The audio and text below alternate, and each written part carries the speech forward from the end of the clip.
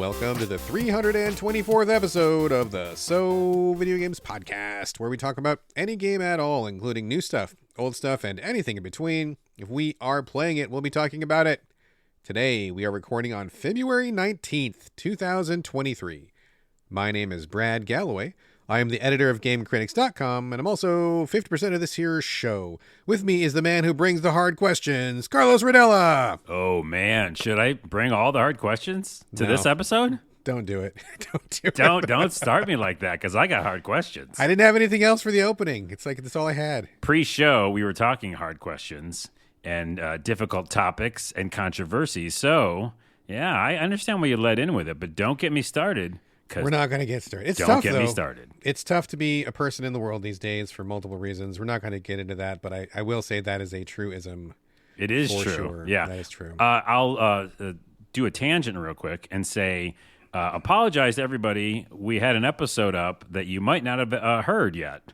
Yet. Emphasis on yet, because we're bringing it to you. It's up now. So last episode had some audio gremlins. I did a tweet just this morning on our Twitter about it. And yeah, it was not showing up in SoundCloud and Apple Podcasts, but now it is. And I saw the views starting to rack up, so people are now listening. But it's always was on Spotify for some reason. Yeah, I don't know what happened. I did everything as normal. We went through the same process as normal.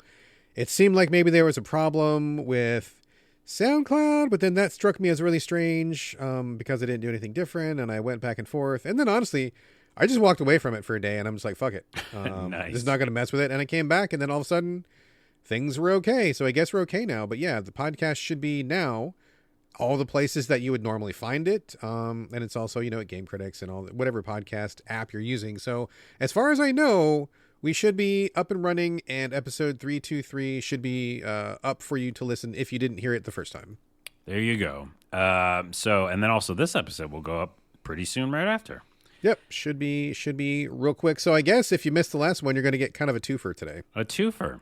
And yeah, I think that audio gremlins and just like technological gremlins follow Brad everywhere he goes, and that's just the thing. So that is a true fact. Despite me being white and wearing glasses, I am not a friend of technology. Nice. Technology is not a friend to me. No, it's like against you. Yeah, it is. It is against me, dude. It's like me and consoles get along just fine, which is like the only safe space for me. But like if you talk about anything high tech, like AV equipment, TVs, especially computers, it's like, no, something about my aura really sends technology sideways, and it's been a lifelong struggle. I think this is just one more example. So, well, I'm sure some of our listeners probably can relate. So, also, this is actually kind of a not hard question, but a controversy I wanted to bring up last episode. I forgot about. It's a light one. It's nothing crazy. All right. But recently, in a document that came out about Xbox and Microsoft trying to close that Blizzard deal. Which I think they're not going to pull off now. In my opinion. I haven't been following it. Does it seem like it's not going to happen? Yeah, like Monopoly too much or something? It's too Monopoly-ish. Yeah, it keeps getting stuck and shut down. And anyways, in there, an article that came out from it, or like a documents, they're talking about basically Xbox Game Pass cannibalizing sales. Sure. I think we both kind of just knew that would happen is the nature of the beast. Yeah, of course it's going to happen. Right. But they put it in a document saying like, hey, this is an actual thing. It does happen. That prompted some conversation with me and some of my friends. We talked about because I have friends who are at indie game studios, and if you are trying to get your game done and you're a small studio and Xbox can give you $500K or $1 million or whatever, and you can finish your game and pay salaries, you're going to do it, right? Yeah, you got to keep them people fed. But you're not going to make much money after that. And if you're a company that already finished the game and you don't need a lot of help finishing the game, you might not also want to do it because you're not going to make much money on the actual Game Pass, right? It's like I think the idea of getting that kind of advancement helps a lot of companies. And it's like, hey, you can get your game to all these people and it helps your brand awareness, etc. Sure. But again, you're not going to make these huge $60 sales or $50 sales or whatever. And so, yeah.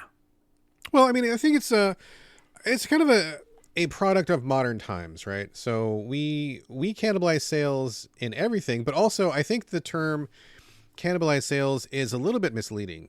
So, I mean, number one, we don't really know how much money Microsoft Game Pass gives. Is it a good deal? Is it a bad deal? I have no idea. Well, it's per developer. I know that. Right, it's not the But same. I mean, sure. I mean, yeah, it's probably not a one size fits all for sure. But I don't know. I don't know if people walk away from that deal feeling good. Do they feel bad? I mean, who knows, right? They've been very tight lipped about that.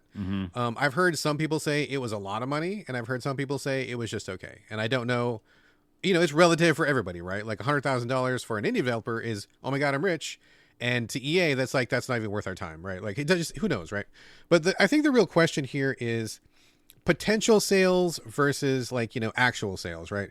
And the thing that is weird about cannibalizing sales is, let's say, for example, some indie game comes to okay, let's not do that. Let's do a $60 game. Let's do some $60 AAA game comes to Game Pass. And everybody's like, oh, this is the $60 game AAA, I'm going to play this on Game Pass. So like people are going to turn around and say, well, because Game Pass, they didn't buy that $60 game, that's a lost sale. Okay, that's one way to look at it, but the other way to look at it is they weren't going to buy your fucking game anyway. They're playing it because it's on Game Pass and it's quote unquote free, but there's no guarantee that person or that audience would have ponied up $60 plus tax to buy that game. People assume that and they use it in their arguments, but that is not proven to be true because there's a lot of games out there that you will play on Game Pass for free, but that you would not buy at full price. So it's not really a lost sale in that sense. I think that people, no, I mean, I can confirm. I mean, everybody's different. I know you buy a lot more games than I do, but I can guarantee, a little bit of Justin Wilson there for you, if anybody remembers him, that a lot of the games that come to Game Pass, I wasn't going to buy anyway. I absolutely was not going to, so I'll play them because I got the Game Pass subscription. But if Game Pass didn't exist, would I have paid full price for those games? Absolutely not. Okay, well, that's interesting because, well, like Starfield's the perfect example, right? I will have to, well, I don't have to, but I was thinking about if I renewed my Game Pass just for Starfield. Sure, you could do that. Again, once you leave Game Pass, I'm pretty sure you don't have that access to that game anymore, right? No, you have your save still, but you don't have access to it. Right, so I have to buy it afterwards. So yes. I would think because I did cancel it, I was thinking about just buying Starfield. That's one of those games where, like, you're telling me people wouldn't buy that if it wasn't available on Game Pass? No, Starfield, obviously, like, you got to look at case by case basis, right? If it's Starfield, yeah, it's Bethesda, supposed to be the hot shit. Yeah, okay, everybody's going to buy that. And if we're talking about cannibalizing sales in this particular case of Starfield, yeah, I think people would buy that game if it wasn't on Game Pass, for sure. So Microsoft is using it as a big attractor to Game Pass, right? Hey, don't pay $60, pay $15 and you'll get this game for the month. That totally makes sense. But if it's like something else, like Wanted Dead, that just came out last week or something like that. Yep. I was kind of interested. It's like a melee/shooter, female protagonist, pretty actiony.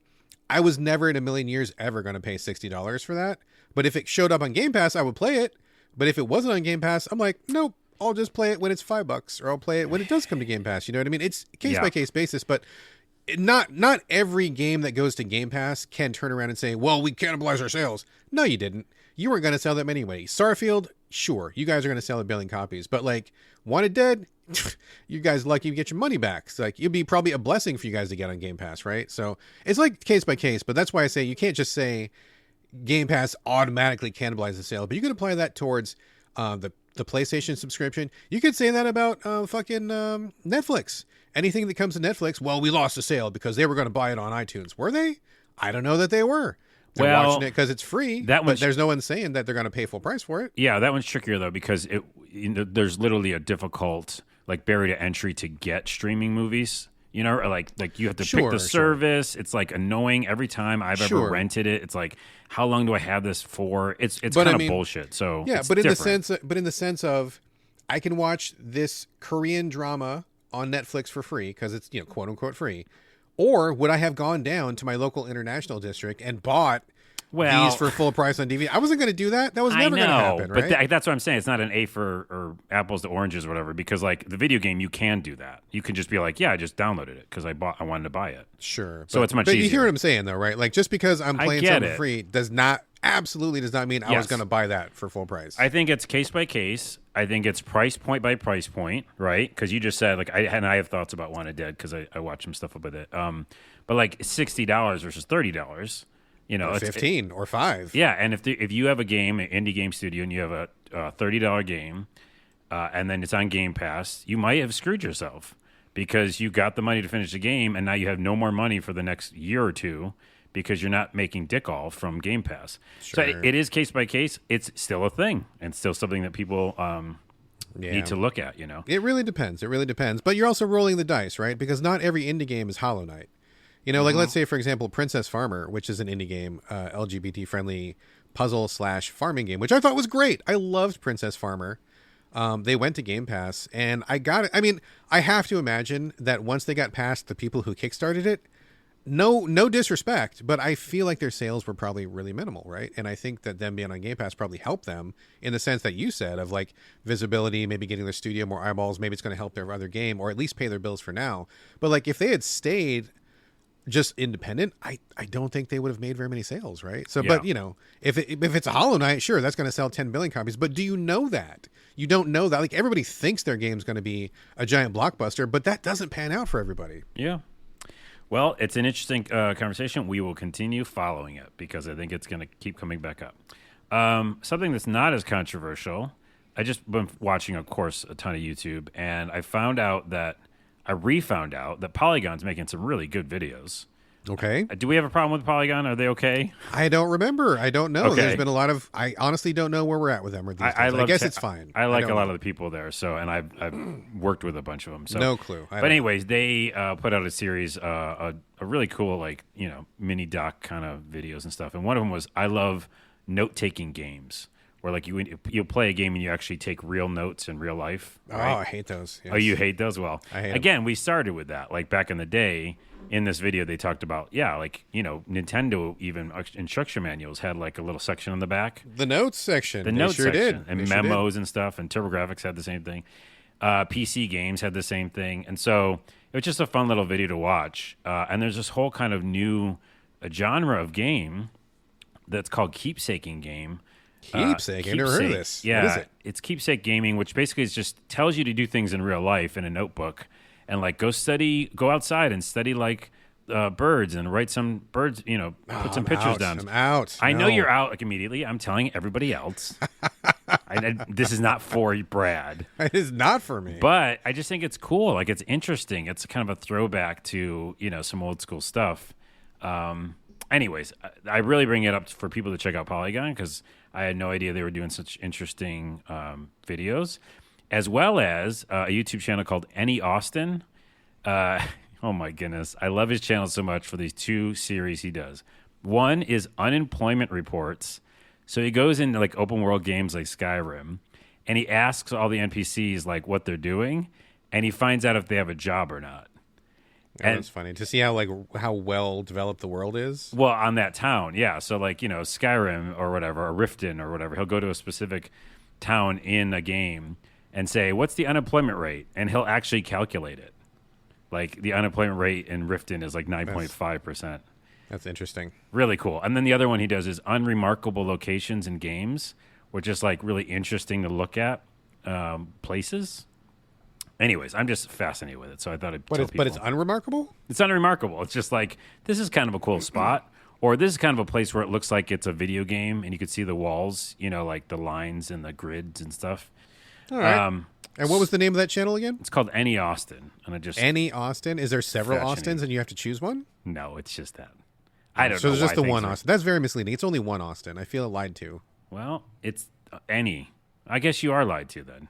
Yeah, because it's not any. I can't just choose any Austin. It's got to be this one specific. It's this Austin. Go to this Austin. Fucking bullshit, man. Anywho. Anyway. I have a few other things. What do you have? Nothing. The only thing I got today is the egg report, and so far we have got 2 eggs this morning. I'm expecting at least 2 or 3 this afternoon, but only 2. I think it was a green one and a blue one. Green and blue. Every time I hear colors for eggs, I think there should be chocolate inside. I'm going to keep trying, but so far, no luck. That would be a moneymaker for sure. And you will hear about it here first on the podcast. If I open one of these eggs, and in fact, I'll even do you one better. If there's anything other than egg inside of my egg, I will absolutely tell you guys here first. Right. I don't know if I want you to because it might be gross. It might be delicious. It might be delicious. Never know.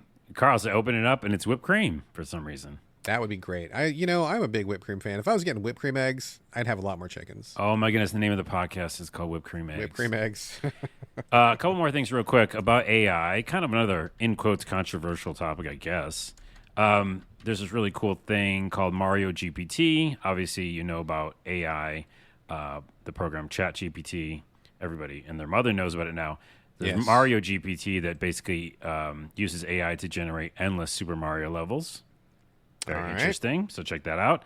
And then also, this will be big at some point. I think I've been talking about this since I started on the podcast with you.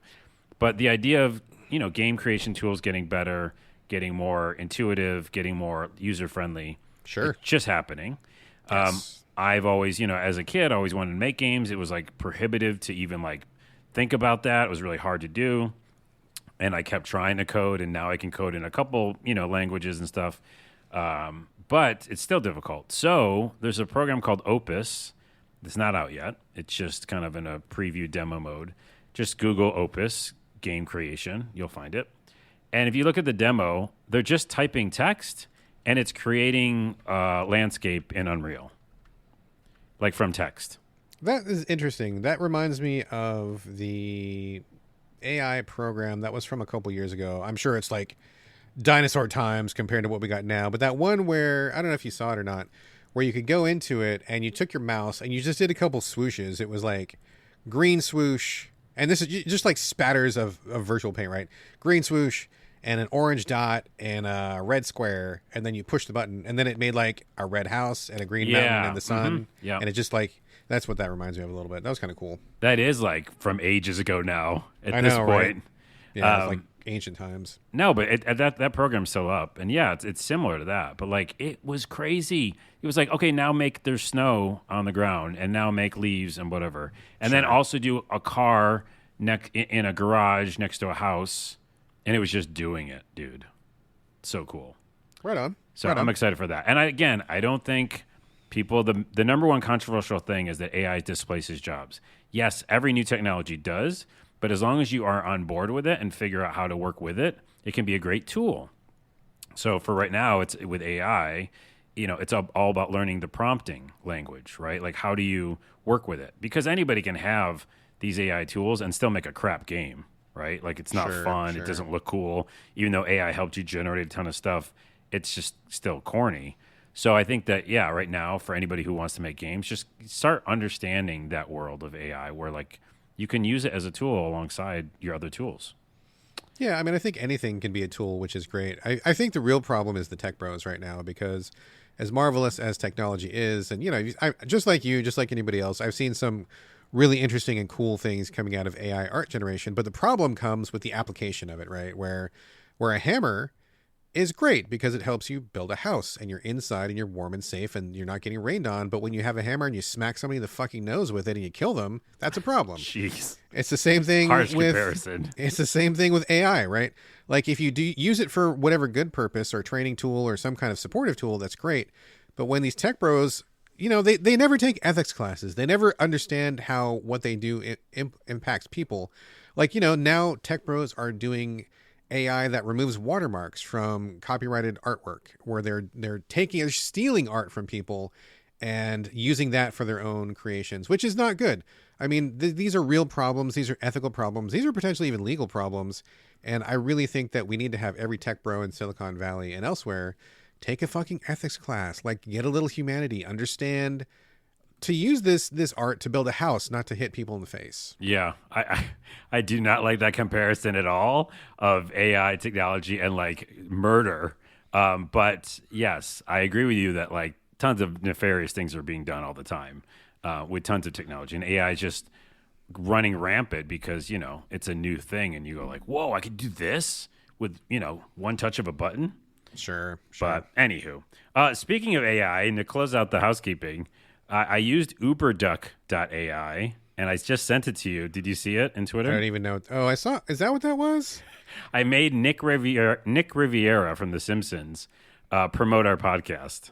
I had no idea. I was like, what is he? What am I even looking at? What's even happening? Do you know Nick? Hey, everybody. Yeah. I've seen him. I'm not a huge Simpsons fan, but I do know this guy. Yeah, I've seen him before. Yeah. So that program right now, and I guess I'm not really promoting it. It's free. It's not like a paid thing, but it has like so many different voices in it. So you can pretty much like text to voice anything. Right. So that's kind of See, this is another tool, right? This is another tool. Right. Is this like a hammer to kill somebody? It is. It is a hammer that's going to kill somebody no. because this is actually a big controversy in not only it's in regular acting, and it's also specifically in voice acting, where the tech bros are saying, "Hey, all we're going to do is take this one voice clip and we can extrapolate an entire actor's persona, so we can have Brad Pitt saying whatever we want, and we don't even have to have Brad Pitt. We don't have to pay Brad Pitt, or not even somebody as big as Brad Pitt, but like any of these voice actors, maybe your favorite anime voice actor, or maybe your favorite video game voice actor. They're having technology where they're simulating these performances. I don't know how good they are or whatever, but even the idea that you're going to take one clip from someone and then all of a sudden that person is no longer needed. That person, which you valued them for their voice, all of a sudden is thrown out the window because you've got an AI program. Real problem. That is definitely hitting somebody in the face. Oh my goodness. I can't say anything about tech now, and it's going to be controversial. I mean, we need to just start using it for good, man. We are. Okay. I'll just put that out there. We're doing Some good people and are, bad. not all of them. I need to find who these tech bros are and go to their house because And beat them up. The tech bros you keep mentioning, but maybe they all live in one house, like one of those frats or something. They probably fucking do. But I will say this. Like I know because I use all this stuff every day. It's not there yet to what you're, concerned with. You still need the inflection, the dialect, the actual person doing it. You can see stuff going around the internet, and maybe something from me and my Twitter of these AI voices. You'll notice the clipping. You'll notice the things that are off. It's not 100%. And when it gets better, it's still going to not have the inflection. Like, you still are going to need humans for things. That's why I always say, like, people shouldn't be as afraid as they are. They should embrace parts of it because humans still have to make cars. Like, we got robot arms trying to do it, and they do some of it, but then they fucking stop, and they're shitty. And you need a human to come in and look at it and be like, oh, that's wrong. I think we should be more afraid, actually. I think we should be more afraid. Well, I think we are not... We are extremely clever monkeys who are really good at putting things together and building things, and we are absolutely terrible at understanding the ramifications of what we're doing and using them ethically. We are awful at that. As a species, we are garbage. I will agree with you that, and this has never been brought up, and I got to find the book that I read. It was a while ago. But it said, and I agree with this, so kind of like agree and disagree, is that we are in shock still as a species from technology. Like we haven't caught up to like how fast it's moving. And I think that that's a problem because then we're not even like understanding what we do have. And then we're building new shit on top of it. So I agree that it's like potentially dangerous. If you don't know what's going on and you keep building things. Yeah. We are toddlers who keep assembling bigger and bigger weapons. Yeah. And we don't even know how to use them or what to do with them. So I agree. I don't think they're all weapons or hammers. Lots of hammers here. Wow, I didn't even expect to go into controversy. I was trying not to. Let's talk about video games. Video games. All right, let's get to the main portion of the show here. Lots of stuff to talk about. Carlos, we're going to keep it going with you. Rise of Fox Hero. This is, I think, platformer isometric, maybe? I'm not sure. I just took a really quick look at it. I don't know a lot about this other than there's a fox, he's a hero, and it's a platformer. Tell us about it, sir. It's a platformer. You play as a fox, and it's that thing where you can, move the camera around with your right analog stick. Yeah. And it looks like Super Mario World or something. And like little guy running around with a sword, jumping, platforming. That's it. That's the style of game. And that is it. Okay, thanks. That's it. Thanks for bringing that to the show, Carlos. Game, really appreciate that. Next, yeah. No, I just saw it pop up in Xbox and I think PlayStation Store, and it was a cheap little game, and very excited by like something simple because again, we talk about this a lot. Like we play all these complicated games, all these different buttons, huge worlds, and I just want sometimes to have something chill. So that's what this is. By the way, it's made by one guy. I don't know how you say Josep. Is that how you say Josep? Josep? Sure. I would guess so. That sounds like okay. Josep Hernandez, and published by Two Awesome Studio, which I'm guessing is also maybe him. I don't know. Maybe it isn't. But anyways, indie game. It just has his name as the developer. And, labor of love. It's simple kind of game. It's basically like there's 4 chapters. Each chapter has like a bunch of levels, like maybe 10 or 11 levels. And then at the end of every chapter, there's a boss. And the whole game plays out as just walking through this huge, landscape that's kind of floating in either clouds or just like in a different kind of environment. One's just like a sandy area. And then you're killing monsters and you're collecting things and you get to the end. It's just super chill. Hold up a second. Hold up. Let me see if I can wrap my head around this. You're playing a character, going through different themed levels, killing enemies along the way, and at the end of each section, there's a boss. Am I right so far? Yes. Okay, that sounds wild, but I think I'm with you. Okay, I got it. Oh my goodness, you just repeated what I said. I did, but it's just like you were describing like Video Game 101. It's really funny. Oh, I get it. Okay. Yeah, so it's a game where you fight monsters and there's a boss. Yeah. Okay. But the point is, again, I like that. It's just really simple. Actually, I'm doing a little video on my other channel, my YouTube channel, about this game and a couple other games. And the fact that I really enjoy the simplicity of just easy games. I think I want to make a whole series on easy games. So do you mean this game is easy, or do you mean it's like not complicated? It's easy. I mean, there's still like platforming things that like get you, and I died a bunch. But it's easy in the fact that 2 things. 1, it's generally easy. 2, and there's no difficulty settings. 2, when you die, you start right away, right? And there's ample amount of checkpoints. So that makes it easy and relaxing. And I think maybe I'll call them relaxing games. But like, yeah, when we play so many games that we're dying all the time and like have to go through a whole new level. We'll talk about that at the end of this podcast. One of these epic games we're playing. And this one's just like, yeah, I'm just going to sit down, relax. I think I said in the video that I'm making, my blood pressure went down immediately, just like colorful graphics. And yeah, you play as a fox and hit things. And you do some platforming, you get to the end. And there's 2 main things is that you eat apples to get your health back. And if you eat all the apples at the end of the level, you get a bonus. And there's these crates you can smash. If you smash all the crates, you get a bonus. It's like that simple. Also, for some reason, though, one of the enemies is a blue shell for Mario Kart, which I don't know why that's a thing. You, that's why. What is it? They're fucking with you. That's why. Oh, you mean it's like a joke or something? I don't know. Maybe they're just messing with you. Blue shell out of nowhere. That's never welcome. It really is weird. And then there's enemies that throw fire at you and whatever. And the boss is, the kind of thing where you just basically have to like watch the pattern and figure it out. Sure. And I, again, very much respected when I died by the boss, it just started me right there next to the boss again. That's nice. And I was like, thank you. That's all I wanted. Just relax. Thank you, Joseph. I just want a chill game for once. Joseph gets it. I get that too.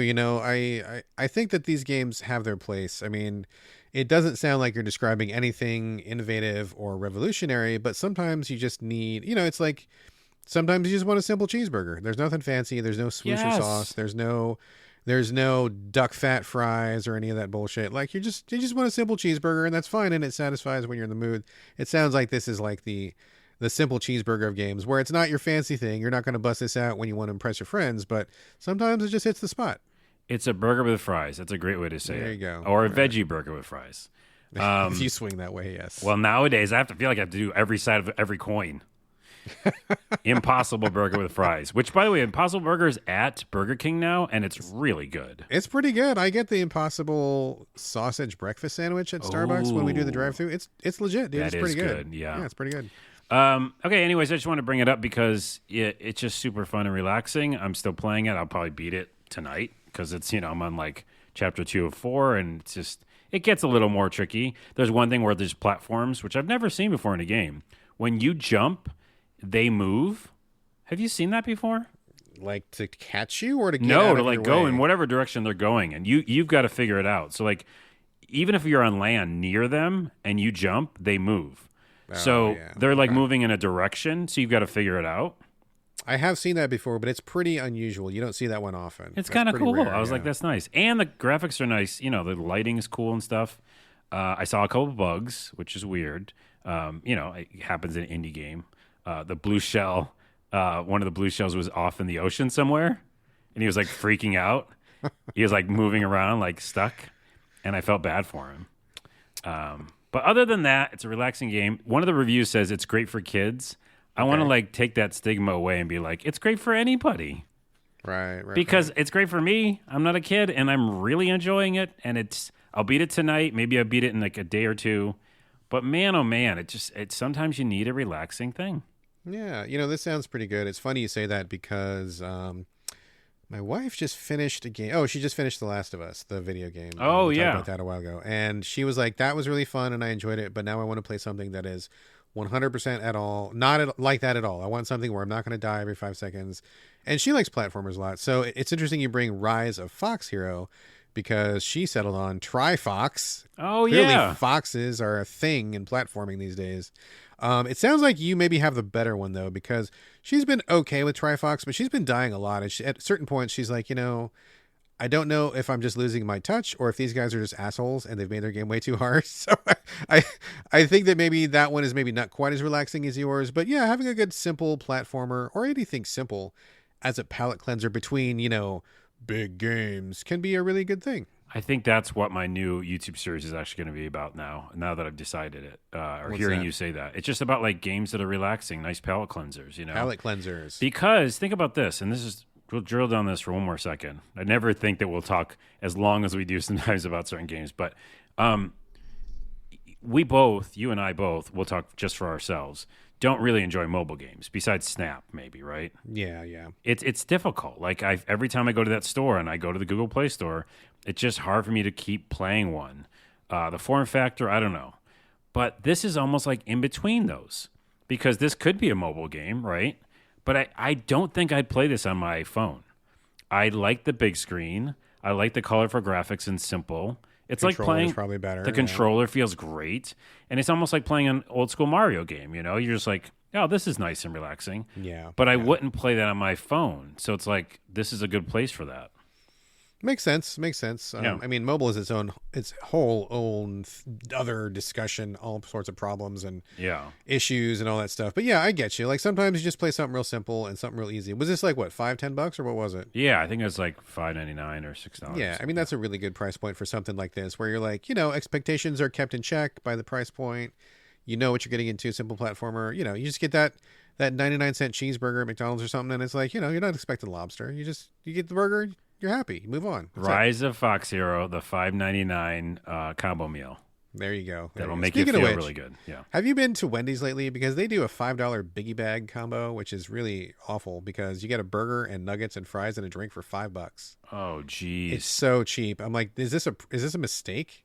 I feel like this is wrong, but man, you get a lot of food for $5. Wait, you said it's bad. It's not bad then, right? It's bad because I want to get it all the time. Oh, so it's kind of a bus ride for me. I am a weirdo and I don't have a car. I guess that's weird, Every time I say it, people go like, "What?" Because you're so old. Anyways, so I take a bus, and if I take a bus about 15, maybe 20 minutes, I can get to a Wendy's. So I haven't been to one much, but Gotcha. now that you said that, Inconvenient for you. I want to go there. It's really for $5. It's weird because we're just going to do fast food chat for a second here. I try not to do fast food too often, but we've been really busy lately and really tired. And like sometimes, I mean, that's just the American way, right? Like they work you to death. So you have to go buy your food elsewhere because you're too tired to cook. And, we were getting like my kid likes the Baconator, and like fast food is fucking expensive these days. Even like you get like a combo meal or something. I don't know about where other people are, but like here in America, or at least here in Seattle, if you're getting like a burger, fries, and a drink, that's like $11-12. And so I'm like, shit, this is really expensive. And then I'm like, wait a minute, I can get a burger and nuggets and fries and a drink for $5. That sounds like a much better deal. So. Oh my goodness. I'm just scared for like what I put in my body nowadays. So like, I know. Anywho. All right. Moving on. It's interesting that you chose Rise of Fox Hero because my game is kind of in your same bucket a little bit. It's called Neon and Dust. Just came out on the Switch a couple days ago. The developer sent us a code ahead of time, so thank you for that. Appreciated very much. So this is kind of like what you were saying. It's kind of like what you see is what you get. Pretty straightforward, pretty basic. And if you're in the mood for that, I think it's totally just fine.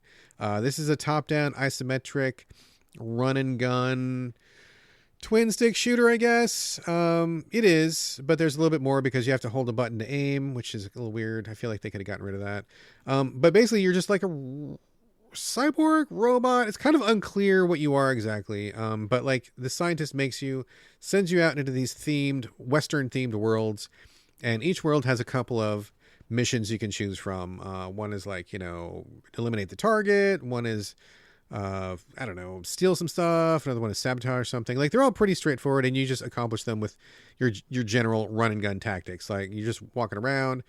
You'll automatically take cover behind boxes. You'll have a pistol, a shotgun, and a sniper rifle, or I guess a long gun, I suppose. And those are the only 3 kinds of weapons you have. And as you go through the game, you will get points to level up some stats. You'll get a couple little special perks like heal faster or hold more bullets or something like that. You can, customize your character a little bit.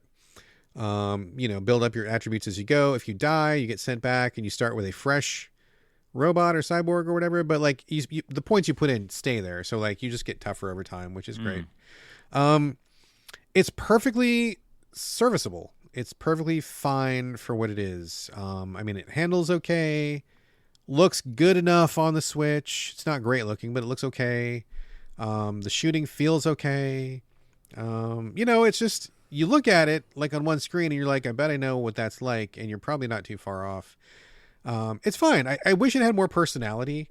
I wish it had like a funnier story. I wish it had a more interesting character. It all is kind of just really, I hate to call it vanilla because I really like vanilla, but I know people take a dump on vanilla because it's boring and it's the dull flavor. But honestly, vanilla is really good. That's why it's so popular. World's most popular flavor. I don't know if that's true. Go ahead. It is true. It is facts. True facts. I'm gonna look that up. I don't believe you.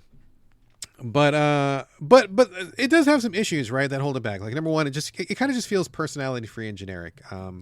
This could have been a really strong place to put a nicely designed character that has a lot of zip to him, and I feel like the character is just kind of like a cipher, really kind of just boring.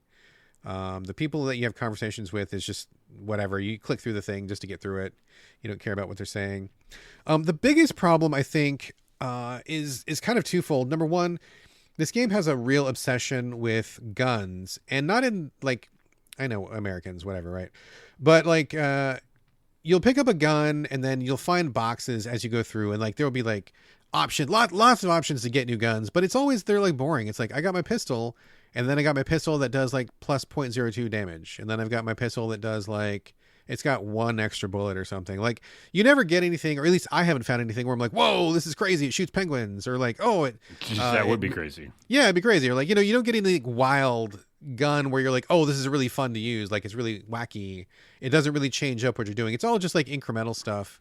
At least that I've found so far. Maybe there's something wacky later on. I didn't finish the game, to be frank. But I just was like, okay, this is like, I'm spending a lot of time looking at pistols, and they're all just like slight variations of each other, which is really dull.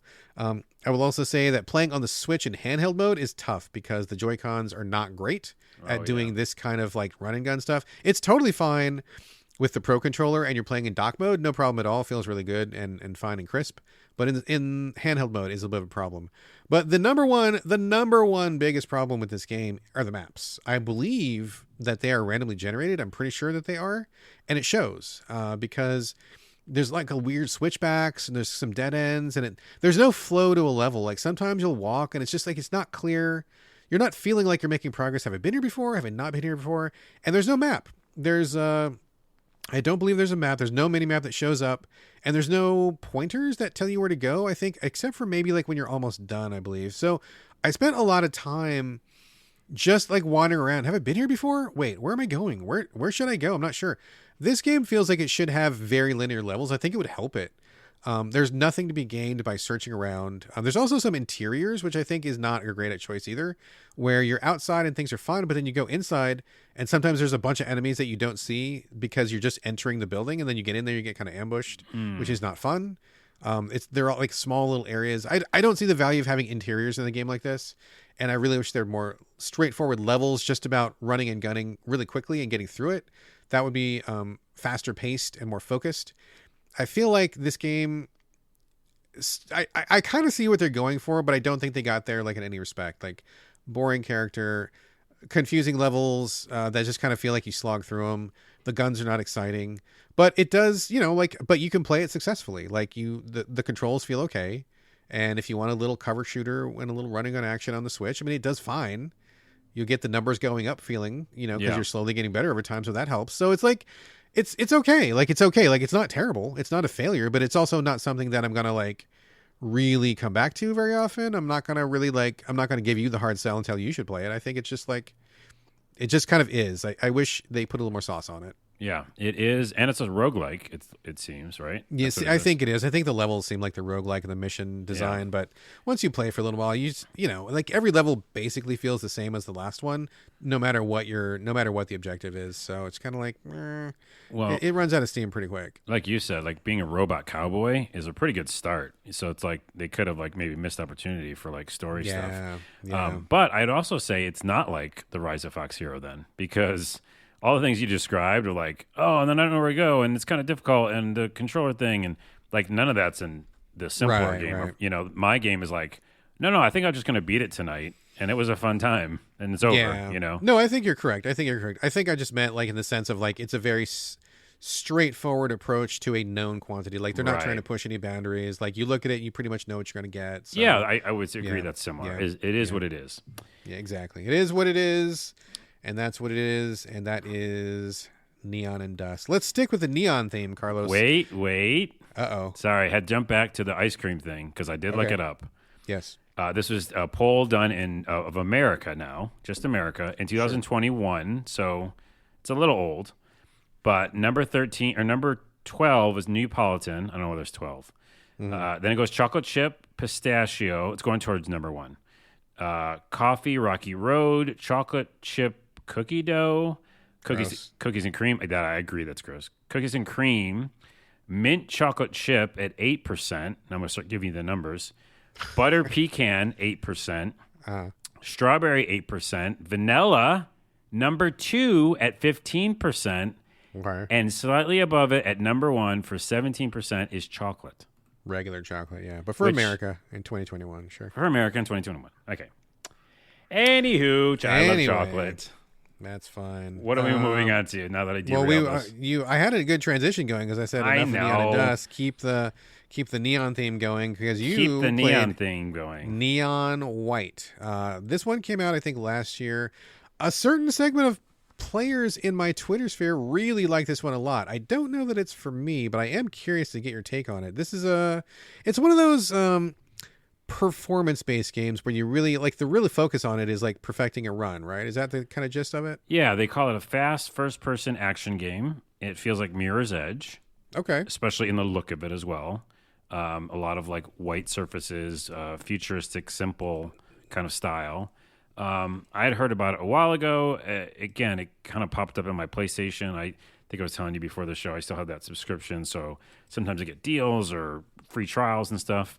And so I was like, oh, I've always wanted to try that. So let me try it out. And yeah, Mirror's Edge with kind of like see how fast you can do a level, but also there's a story, which is really interesting, where you are an assassin named White and you are taken from hell because I guess you were awful, I guess being an assassin.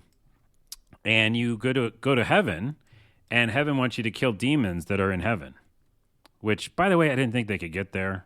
I thought that's the whole point. Heaven wants you to kill demons in heaven. That seems like a real serious heaven problem going on. Yeah, I just don't believe that could happen. I don't understand what's going on. Anyways, when you get there, there's all these cutscenes that happen. So there is story after playing like levels. And the story, and you all have masks on for some reason. I don't know why, but you've seen the pictures. Because COVID's in heaven. You need to protect yourself. Oh, nice. Clearly. Now you have like these demon masks. What are they? There's a name for them, but like the monster N95. No. You don't look like a demon. Anyways, there's a crazy mask, and you meet all these people who also have the masks, and I guess they're like your old crew from back in the Earth days, and you're trying to remember them because you have amnesia, of course. Of course, and as you always do. As you always do in games. And so you have all these cutscenes with these different characters, and what you do, very interesting idea, is you do these runs, which is basically first person running, sliding, jumping, double jumping. And as you go through the level, you pick up cards, and the cards give you something. Like, so they'll give you a gun, they'll give you a machine gun, and then that's their first ability, and they run out. So there's like a limit to the card use, okay? So you can shoot the gun so many times. Or you can like discard the card. So it's a very interesting idea that mixing the idea of a card game mechanic. When you discard the card, it also does an ability. So the machine gun shoots a machine gun, and you could use that, and it's gone. Or you can shoot a little bit with the machine gun and then discard it. And when you discard it, it makes a bomb. And so that can blow up enemies. And also you can jump on the bomb, and it pushes you higher up in the air. So there's so many different ways to like kind of traverse this level with those kind of different mechanics. That seems confusing, right? The way that No, that makes sense. I mean, you've got an item where you can use it one way or you can use it another way, and that it depends on you. I mean, I'm guessing probably as you go through the level, maybe, they probably want you to be clever. I think I remember this from the review. I believe it was Eugene Sachs who reviewed it for us at Game Critics, where he was like, yeah, at first you use the card and it's like a gun and you shoot the dudes and you think you're cool, but then you replay the level and you're like, wait a minute, if I use the card and ditch it and get a jump instead, that means I can take a shortcut and that shaves 3 seconds off my time, and that's a better use than me using the card to shoot people. Like he kind of gave a couple examples of like where it seemed like they wanted you to use it for one thing, but then the smart way was to do it some other way, and each card had like multiple uses, right? Yeah, and they run out, which is kind of interesting because you can't just like shoot forever. And then your backup weapon is your sword, which you can use your sword forever because you have that like for infinite. But also you do have to kill all the demons to get to the end of like to actually open up the door at the end of the level. So you can't just like jump past everybody. Okay. And then the other thing, the mechanic is after you do these levels, you might get cutscenes, you might not, but you can open up the gift run, which means that now that you beat it, you can go back and not have to worry about time or anything. Just like look for the hard to reach gift.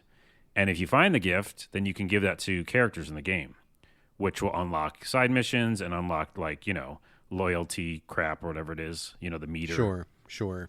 And you have a hub world. So there's a hub world where you have your room, and you can go to your room and look at your journal, and then you can go decide what you want to do. So it's not just like Fox Hero or something where it's just straight linear chapter 1, chapter 2. It's like just kind of do what you want, and then there is a main story campaign as well.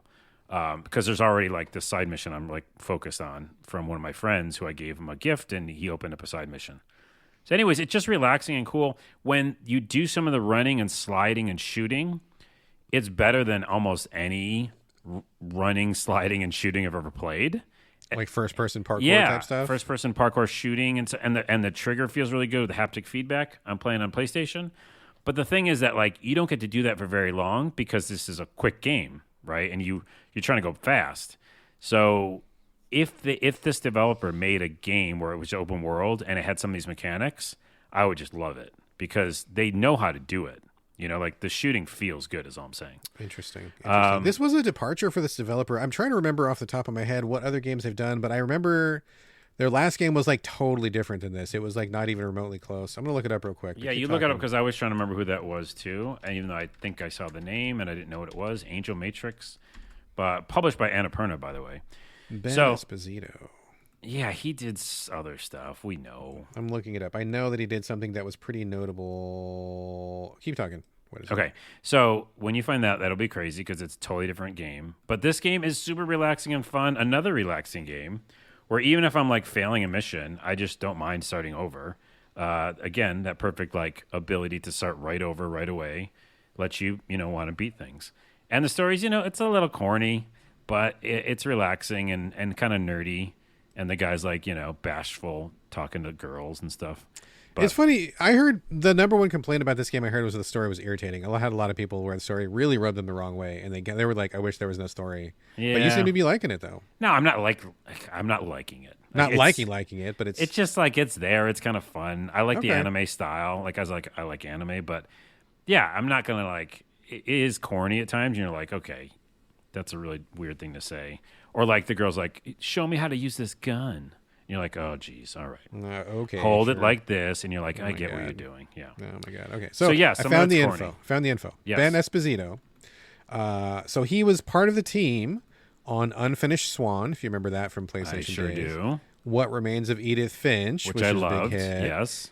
One of his most recent games, Donut County. Oh, that's right. Donut County. So that's a big departure. He also worked on Tattletale, which was a small indie hit where there was like a horror-themed Furby game.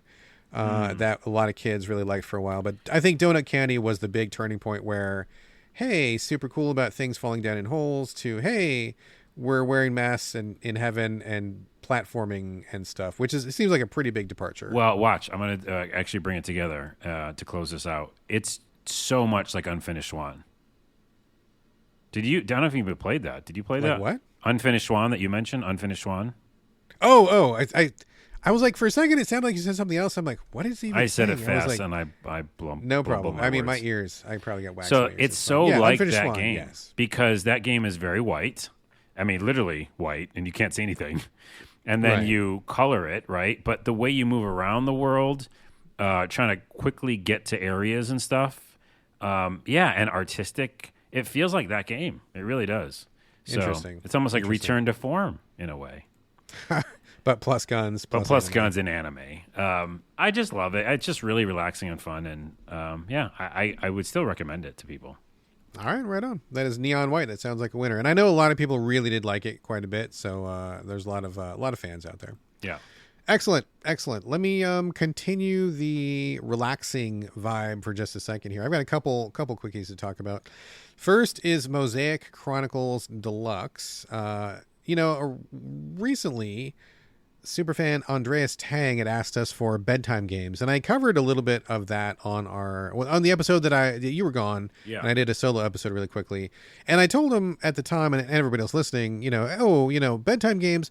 I don't really have like a bunch of bedtime games. I kind of come back to the same couple, mostly P-Cross, because it's really relaxing, and at that time I'm probably wanting to settle in. But if I do stay up, then I'll play something a little more actiony. But this Mosaic Chronicles Deluxe definitely falls into the bedtime game arena, where there is a story. I haven't seen very much of it, and honestly, it would be fine without a story. There's some kind of magical story about a wizard or something. Who knows? I don't know.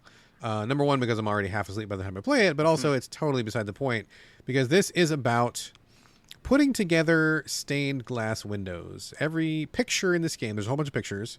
There's animals, there's waterfalls, there's people, whatever, and they're done in stained glass fashion, just like you'd see in a church or like in some kind of medieval castle or something, where heavy dark lines, bright color pieces of glass. They're all geometric shapes. So they remove all the glass and just kind of leave you the frame if you're playing on easy mode like I am, because this is a bedtime game. Mm-hmm. I don't need to work that hard. But you can take the frames off if you don't want to see any hints or anything. But I leave the frames on and you see the outlines, and you just have to put the colored chunks back in the frame. It's super simple. It's super straightforward. There's literally nothing complex or tricky about it, but it's relaxing. It's super relaxing. It's nice to put something together. You have a nice little picture that you can look at anytime you want to when you're done. There's a little bit of story if you want to.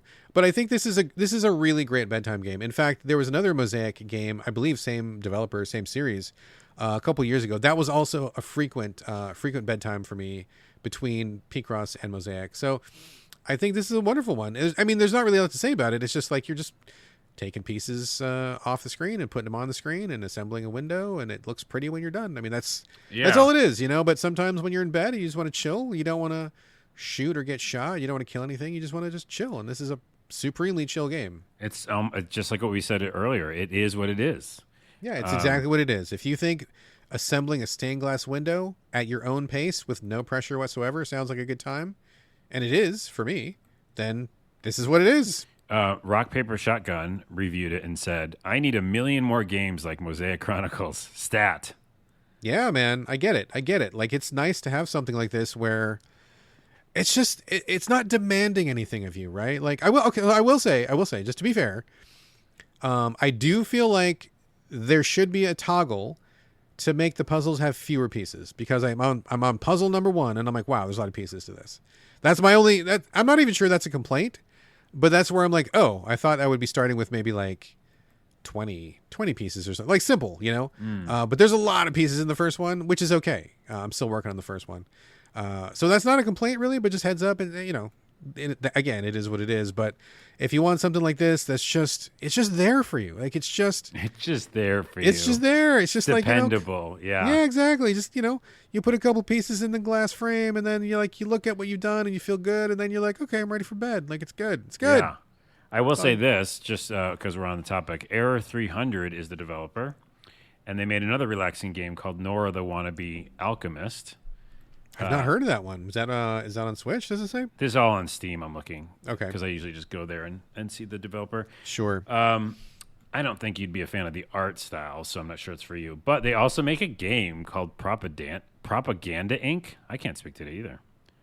Where it's propaganda, empire. You make a empire, and use your influence to become president of your country. That doesn't sound like a bedtime game. That is not a bed. Well, No. It looks like the actual gameplay looks relaxing. Maybe they're the relaxing developer. Maybe. I don't like politics right before I go to bed, though. That's so true. maybe That's not. true. Yeah. Okay, so stick with Mosaic Chronicles. Check it out. Mosaic Chronicles, check it out. And Andreas, I'm going to just, every time I come across a bedtime game for you, buddy, I'm going to keep throwing it out there. I know I didn't have a ton for you last time, but anytime I come across one, it's all you. Okay. There you go. One more game to talk about here before I switch back over to you. So as you know, Carlos, you and I both are not prudes. We're both open-minded folks. We're both consenting adults. And sometimes, every once in a great while, we do cover some NSFW games here on the show. We keep talking about maybe doing an episode, but it's kind of tough. It's tough to find the good ones. It's tough to make time for that. So we haven't got a whole episode together. I do have some candidates, but recently a game came out from Tiny Hat Studios. They do a lot of NSFW games on Steam, and a lot of them are pretty good. I've tried a few of their catalog, and I think they're all pretty good. They're one of the... I don't know if it's fair to say they're one of the leading publishers of this type of game on Steam, but I feel like their catalog is pretty strong. It's pretty respectable. So they sent me a code for their most recent release. It's called Opportunity, a Sugar Baby Story. And to be clear, this is a sexually oriented adult game, not meant for kids. XXX NSFW. So just put that out there. If that is not your thing, maybe skip ahead a couple minutes, but that's what we're going to be talking about now. So it's on PC, and like I say often on the show, the only time I really ever play on PC is for porno games, because I don't want to be on PC otherwise. And so this is an interesting one. It starts off like a visual novel, as so many do, and there's all types of flavors of adult-oriented visual novel. Unfortunately, I feel like this is probably my least favorite flavor. What I mean by that is, it's kind of funny. I have this little game that I play in my head whenever I start up a new adult game, where I'm like, how long is it until you see nudity? Are we talking seconds? Yeah. Are we talking minutes? We better not be talking hours, because that's a problem, right? Because like you're only here. I mean, you're not only here for one thing, but you're here for a reason, right? And so for me, this one immediately fails that test, where it took way too long to get to some skin, and I'm like, okay, I could play any number of regular visual novels. I am here to play your visual novel because I'm expecting some nudity, and it took way too long to get there. Basically, the premise is that there is a single mom with two kids who's working at a bakery, and she's kind of unsatisfied with her life. She wants to spice it up, change things up a little bit, and then she meets an old friend from the past, and things kind of like go from there. So it's a visual novel in the sense that the developer has a story they want to tell you, and they do, and I think it's a fine story, but I think for me personally, it kind of misses what I look for when I come to get, an adult-oriented game on PC, where I don't want to see just nudity, because there's porn. You could just literally Google anything and have it in a second. That's not the appeal, right? And I don't want to just play a regular game, because I got a million of those.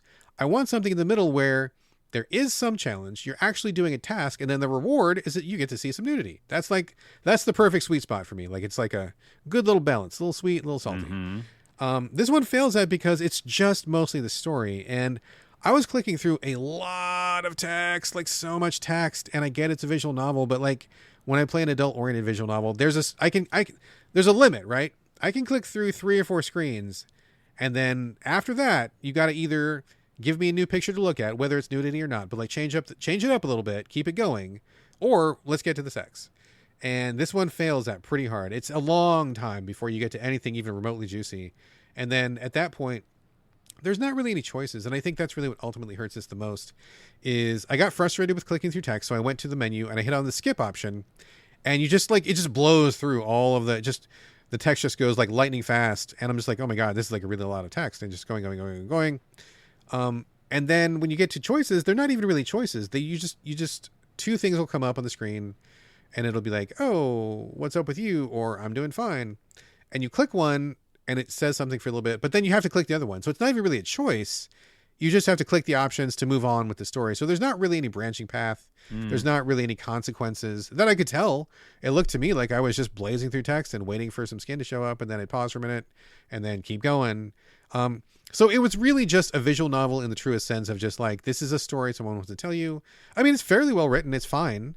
But just, again, for me personally, that's not really why I'm here. Yeah. And I needed a little bit more skin and a little bit less talk and a little bit, it would really help if there was more choice, right?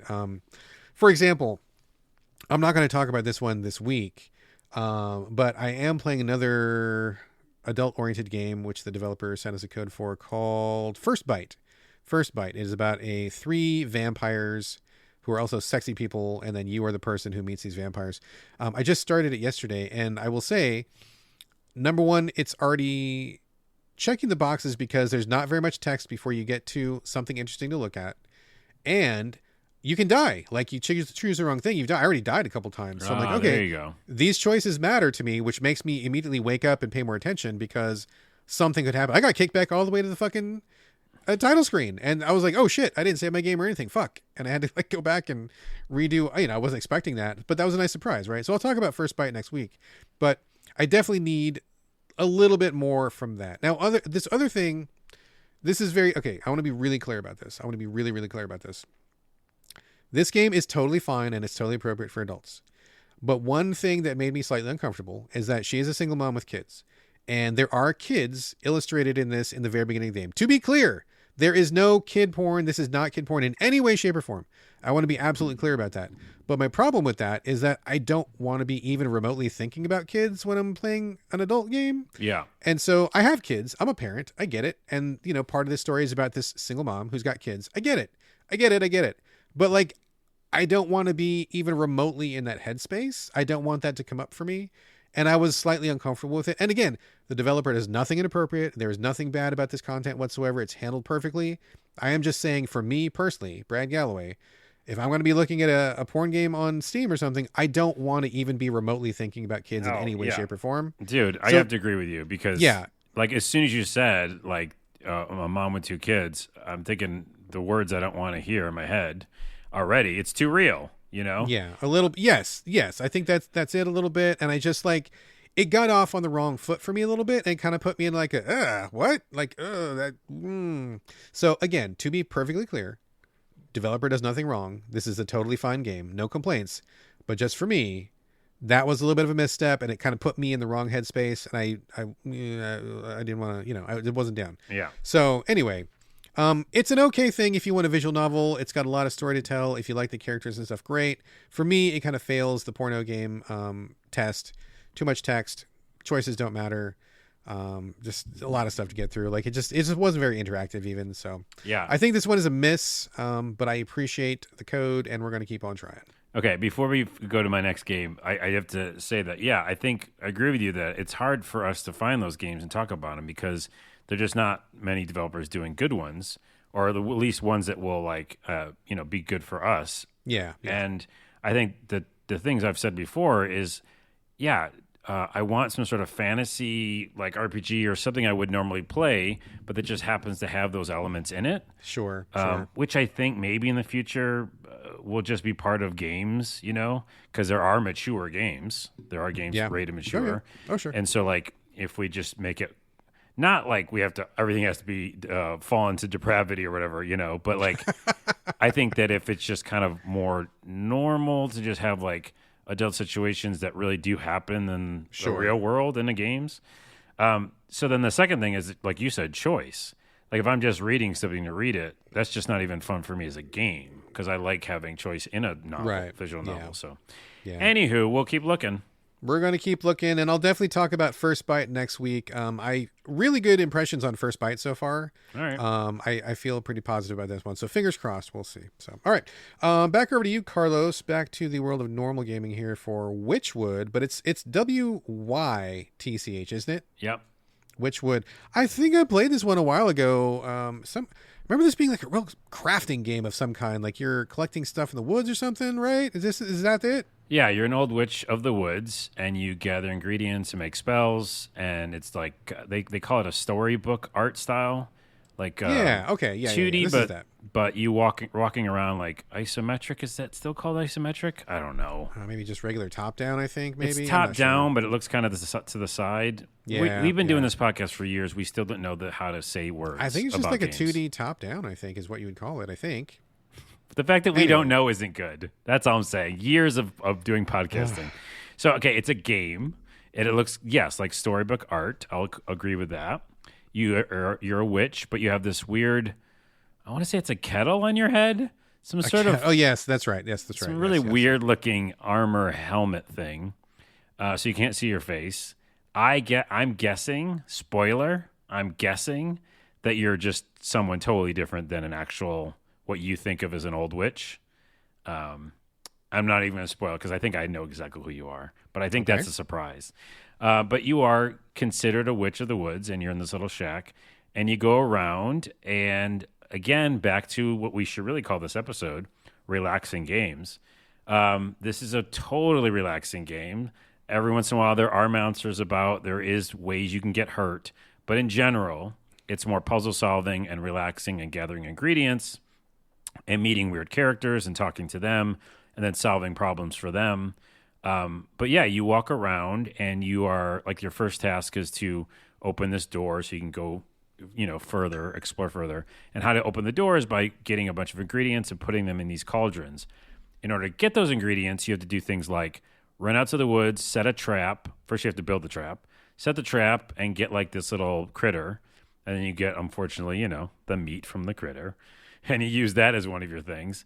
Another one is like you have to shear this like woolly sheep type thing. I think it's a different kind of creature, but in order to do that, you've got to put him to sleep. In order to do that, you got to find something to put him to sleep.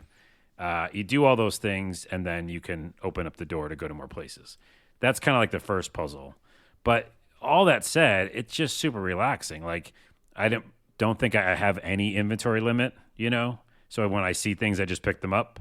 Gotcha. Which is some sort of like, is it called Pavlovian? I don't know, but there's some sort of thing for humans that makes them feel good when they pick something up, gather resources, Sure. I don't know what that would. I know what you're talking about, though. I know. Yeah, I think that's the wrong word, but there's something about that kind of experience. It just makes you feel good, and then not having to worry about like sorting it. It just all kind of works. And yeah, there's some monsters. I got hurt once, and I had to do a puzzle in order to defeat that kind of scenario. And you meet a lot of interesting characters, and the art's beautiful. Like I love that style. It reminds me of Cult of the Lamb. A little bit, yeah. Whatever yeah. game style you call that, like what's that perspective? That's what it is. Yeah, exactly. Yeah, it's like you're still looking above, but it's all this kind of 2D art. It's just super cool. The funny thing is, to go back, why I even played this game, it's been in my wish list forever. And I recently did like a purchase on my PlayStation, and it was in my cart, and I didn't mean to buy it. It had been in your cart this whole time. Yeah, it was in my cart. And we've been, we get a lot of codes for the game, for the show, and I've been broke for so long. I haven't really bought something in a while. And so I go to buy a thing, and the Wytchwood was in there with it. That's amazing. You like surprised yourself with a little extra bonus. It was because, again, PlayStation, I'm not trying to pick sides, but it just happens to be the way it is. It was on sale for like $8 or something. Gotcha. So it's like, even though it was already in my cart, I got it cheap anyhow. And so I was like, well, that's the pleasant surprise. I really didn't want to spend any money, but so that's why I even played this game. But man, oh man, I'm glad it was a tricky little cart purchase because it's so relaxing. It's like I'm going to beat that Fox Hero game probably tonight, and then I'll go back to my Wytchwood for my relaxing.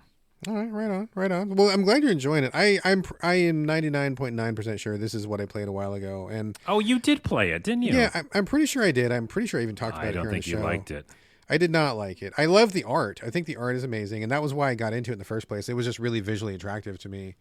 But I remember just being really. I'm not much of a crafting guy in general. I'm not much of a don't starve kind of a pick up a bunch of stuff and make a bunch of stuff, crafting trees. Like I don't get a lot of value out of doing that personally, and this game like really leans into that pretty hard if I remember correctly, where I liked the idea of it, but I was just like, I don't want to just collect a bunch of stuff, and I don't want to craft a bunch of stuff. I wish this moved a little bit quicker, and it's it's really, that's what it's really about, right? It's just Yeah. like the ever-growing crafting trees. Well, I'll say this in its defense for that part, and maybe if you would have given a little longer time, I don't know, maybe you still wouldn't have liked it. But I don't like Don't Starve, by the way. Like, I know a lot of people love that game, but I don't like survival and crafting, or crafting being part of survival.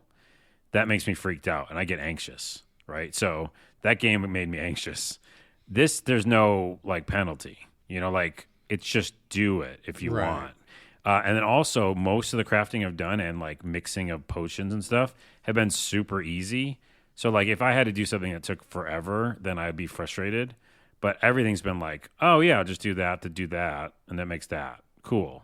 We should check back because I remember I played it for a little while and I got to a point where it was like, it's like one of those, it's like a crafting pyramid where like you're making this thing to make this other thing, and then you put these two things together and you make another thing, and then you got to make the last thing, And when it gets when it gets complicated like that, I'm just like, I don't want to do that anymore. Let's check back in. Yeah, I know what you mean. Yeah, let's check in. Let's check in with you later on. See how it goes. If it gets to a crazy pyramid at the end, then I might get frustrated. But for now, it's okay. All right. That is Wytchwood with a Y. Yep. We have one more game to talk about here before we go. With a Y? And this is... What? Sorry, I'm like fucking up this whole podcast. Just talking over you all the time. With a W, I meant. And I said Y. Oh, yeah. Wytchwood, and this game starts with a W. I'll see myself out. That's fine. I was like, there's no Y in Wild Hearts. What are you talking about? I was like, with a Y. I'm drunk. I'm not. It's that peppermint mocha, man. You got that peppermint mocha going on. Okay, so obviously I just spoiled it. Wild Hearts is the big release for this week, coming from Team Omega Force. Omega Force, the people who do a lot of the those Dynasty Warriors games. What do you call those games? What is the there's a specific word. There's a word. Man, we'll never know, and we have no internet to look it up. Oh my god, we'll never know. Being old sucks because you forget words that you know. And Musou games. Yeah, they make a bunch of Musou games like Dynasty Warriors, but they're teaming up with EA of all people, which I think was kind of a real like what kind of moment for most folks, myself included. Yeah, and they're trying to do a hunting game like Monster Hunter, and it just got random team up for what reason coming out of nowhere. Like it just was like, what happened? How did you guys meet in a bar and then you just gonna hit it off? Like what the fuck? How did this even come about? So yeah, this is it's out a couple days ago. I think it's on all the major platforms, I believe. Not Switch, I don't think, but I think it's on everything else: PC, PlayStation, Xbox. I'm playing it on Xbox X. They put out a demo, a 10-hour demo. Yep. If you have the Xbox Ultimate, because that includes EA Play. Which I didn't realize that I had EA Play, but I guess that I do. By the way, asterisks, I didn't have Ultimate because remember I got rid of everything. Yeah. And so I had to, what I did for this game and how I'm even talking about it, because I've been super broke, is I bought the subscription just to EA Play for $5. Okay, so $5. Okay, so gotcha. $5 gets you a demo of Wild Hearts, basically. Gotcha. Okay. And then any other thing that EA Play does, I'm not like, maybe going to keep the subscription. But for this particular thing, it was like, hey, I can play Wild Hearts for $5. Yeah. You get a 10-hour demo, which is a pretty substantial demo. 10 hours is a lot of game. Mm-hmm. So that's fine. And it's also on Xbox S, X, PC, PlayStation, etc., etc. So basically, this is their interpretation of Monster Hunter. It is so close to Monster Hunter that my kid came up beside me as I was playing this, and he's like, they're going to get sued. And I'm like, it's weird because I feel like maybe they're okay, but I feel like somebody had that discussion because it's really, really similar to Monster Hunter. Yeah. You play a hunter, you can customize, male, female, you do all sorts of cool little, customization scars or height and weight and stuff like that. You make your hunter like you do. And you start off in this world, and it's a very Asian themed world where you wear, samurai-esque kind of clothes, maybe a couple ninja clothes or something like that. And the monsters are real animals, but they are blended with plants, which is kind of a weird thing. Like the very first monster you fight, he looks like his face is bushes, but his body's like a rat body, I guess. And he's got like a big root bulb on his tail or something. Yeah. And like later on. Yeah. I'm sorry. It made me think of Last of Us.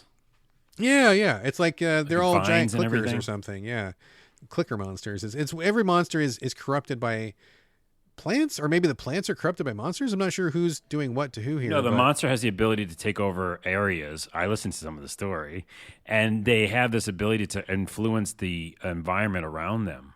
So they're actually like, I think, controlling like nature. So they're kind of a weird hybrid, just natural hybrid of plant and animal. Like I fought the boar, and the boar had all these vines and stuff, and it was like, anyway. So that's the basic premise. You fight these animals that are half animal, half plant, and it's just like Monster Hunter. Like you run around. There's a big hub world that you get to. That's just like your hub base in Monster Hunter. You can run around this semi-open world. You fight. There's a different, like I have 6 weapons. I have not unlocked the other 2 weapons. But you get like there's a sword, there's a hammer, there's a great sword, but they call it something else, like an odachi, which I don't think is the right word. There's a umbrella, something else. Wait, which one did you land on? You know, to be frank, I liked the bow the best because you were able to move around pretty quickly. You could stay pretty far back, and it was kind of neat because with the bow, you hold it one way and it shoots primer arrows, and then you hold it the other way and you shoot an igniter arrow. And so you fill the animal full of primer arrows, and then you'd switch it and then shoot the igniter, and the whole thing just like explodes, like a giant nuke goes off. It's pretty cool. Not a lot to it, so it's kind of a one note sort of a thing. I tried the umbrella, but the parrying was like way too hard, and it wasn't doing too much damage. I mean, I tried them all. And I think maybe the bow or the basic sword. I think maybe the basic sword was pretty good too. What about you? Well, I mean, the answer is almost obvious in the fact of if you look at the results. I picked the big sword. What you call it? I don't know what it's called. They call it the odachi, I think, but I don't think that's what it's really. I don't think that's what it really is. Well, the big sword's fucking great because basically, I'm of course a melee guy. I don't want to go in and do heavy damage, be a tank, but it does crazy damage comparative to all the other things.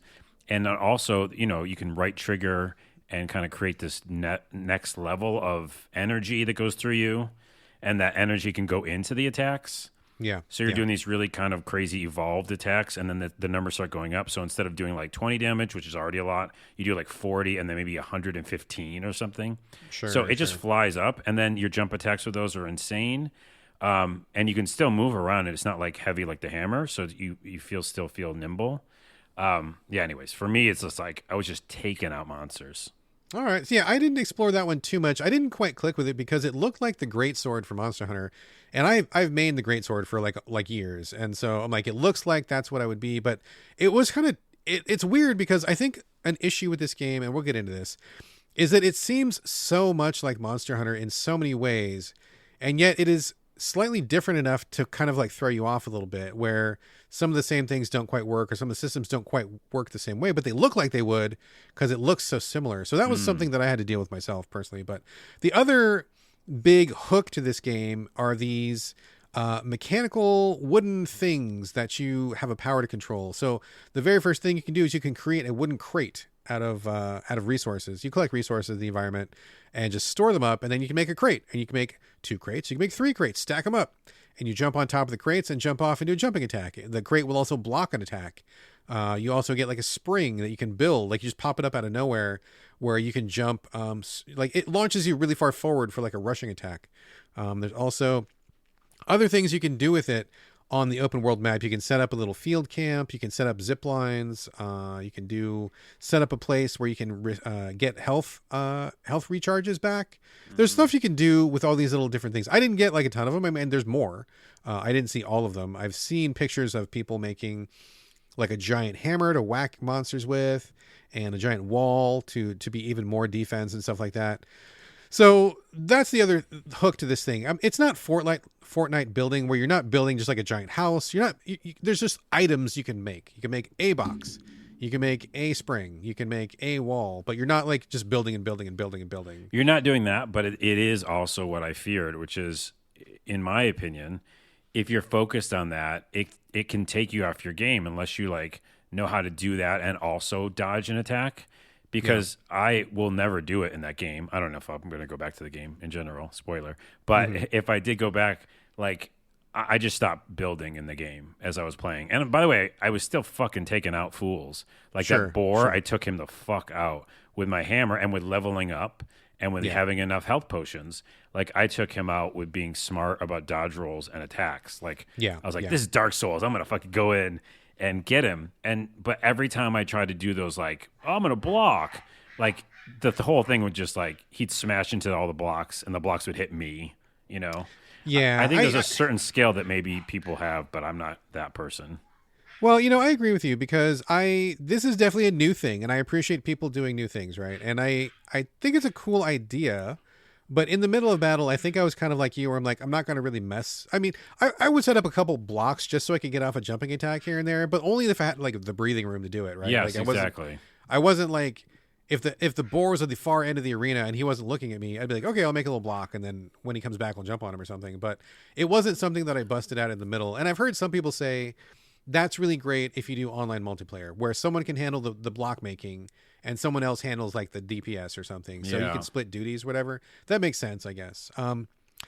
So I think it's a cool idea. But to be honest, I had a lot of problems with this game. I mean, it sounds like you probably had some problems with it too. Do you want to go first? You want me to go first? What do you think? What's your take on it? You can keep going, and then I'll say what I felt. Okay. So number one, this is extremely similar to Monster Hunter in so many ways. And I've played Monster Hunter for like forever, right? I've played Monster Hunter since the first Monster Hunter. And so it's so close. I feel like it's too close. I wish it was a little bit more different because if you just looked at a screenshot, you'd be like, oh, is that from Monster Hunter Rise or where is that? What armor is that? Oh no, this is actually a completely different game. It looks very similar in the way that it handles things. I mean, it's streamlined in some ways and it's nicer to the player. I don't think it's as difficult. They're definitely more lenient about like life refill. You can often get a life refill as you're running around an arena. I almost never ran out of health potions, which is great. So it's pretty forgiving that way. But, it's the same sort of like collect animal pieces and make better swords and collect better, make better armor and stuff. I mean, that's fine. I guess that's pretty similar to the hunting genre. But it just felt like really like so similar to Monster Hunter without quite being Monster Hunter. It wasn't different enough, and I didn't feel like the mechanical bits with the blocks and stuff was different enough. And in fact, it's interesting because after having played Monster Hunter Rise, which is the most recent one, Capcom really did a lot to streamline that formula. Now, I realize it's not as streamlined as it could be, but they did take a lot of steps to make it faster. They gave you a dog so you could run around, you could ride the dog and get to the monster faster. They just show you where the monster is right off the bat so you don't have to look for him. They do away with some of the other like the onerous, tedious stuff. Not to say that it's all gone, but like a lot of it was reduced. Like it is the fastest playing, smoothest, least friction Monster Hunter that there is. And it almost feels like Wild Hearts is a little bit too late. I think if this had come before Rise, it would have been fine.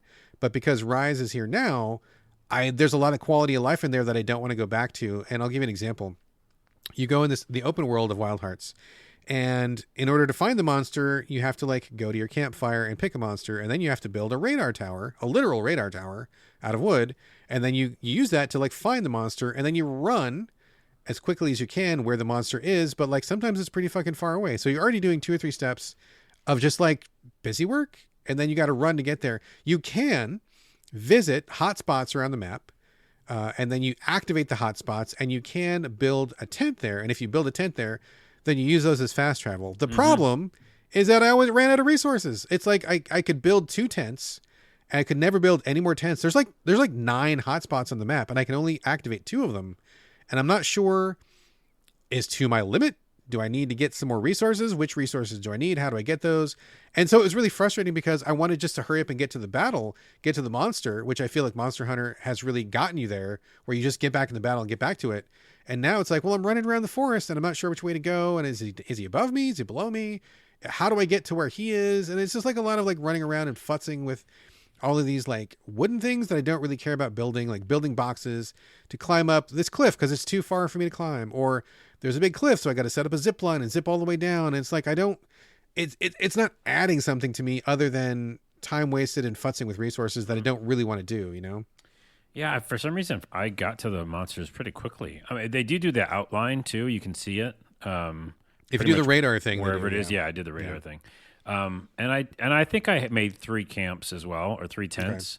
Okay. And I did run out of resources, but yeah, it didn't take me forever. And they do have that zip line, which is annoying though, because I always do it like, and it hits a tree, and I'm like da da da, and then I hit a tree with my face. But yeah, I don't know. It wasn't terrible for me to get to them. All right. Well, those were my issues. I felt like there was a lot of cruft in there that I just didn't really want to deal with. On top of that, I feel like in terms of the actual combat itself, the camera is way too close to your character. I was often seeing the inside of a monster because like you get up close for melee or something, or like if I'm in a cluttered arena, backed up against a tree, I can't see that I'm against a tree, and then the monster's like dry humping me from the front and I can't see what's going on, and I'm kind of like rolling around, and it's like the camera's way too close. It needs to really pull back because you need more situational awareness. So that was a problem. It felt very cumbersome for me to keep track of where the monster was and where I was in relation.